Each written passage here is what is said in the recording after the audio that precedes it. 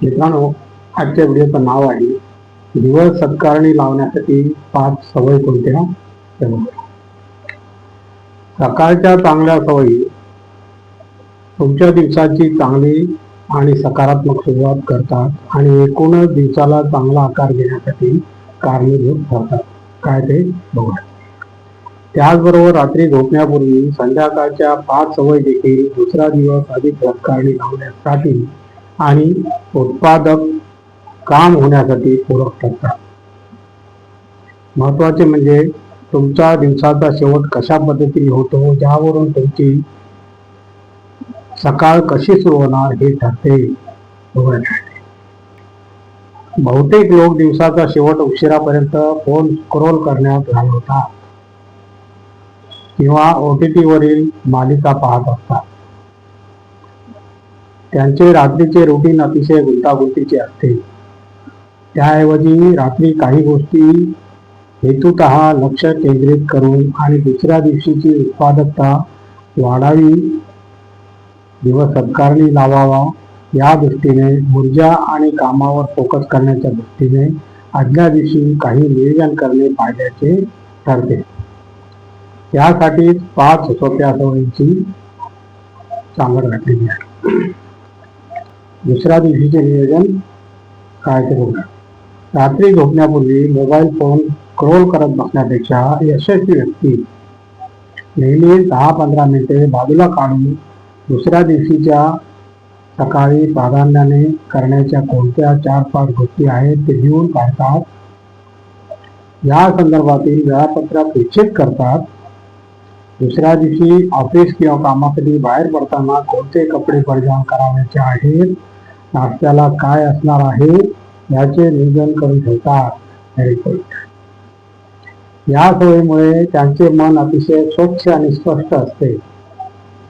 मनात कुठलीही चिंता किंवा तणाव उरत नाही आणि या दुसऱ्या दिवशीच्या सकाळी वेळ वाया न घालवता कोणत्या गोष्टी प्राधान्याने करायची गरज आहे याबद्दल तुमच्या मनात कुठलीही संशयता नसते. Very good. यासाठी आदल्या दिवशी सकाळच्या कामाची प्राधान्याने यादी करणे योग्य ठरते.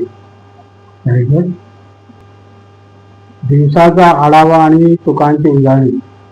दिवसाचा आढावा आणि चुकांची उजळणी काय ते बघा. दिवस संपण्यापूर्वी नेहमीच यशस्वी व्यक्ती काही मिनिटे दिवसभराच्या कामाचा आढावा घेण्यासाठी घेतात. त्याचबरोबर दिवसभरात आपल्याकडून काय चुका झाल्या आहेत, त्यातून काय शिकलो याचाही आढावा घेतात. या चुका भविष्यात टाळता येतील यासाठी हा प्रयत्न असतो. ही स्वजागरूकता त्यांना छोट्याशा प्रगतीचा देखील आनंद कसा घ्यायचा हे शिकवते. यामुळे ते सातत्याने स्वतःमध्ये सुधारणा करत राहतात आणि अधिकाधिक चांगली व्यक्ती होण्याचा प्रयत्न करत असतात.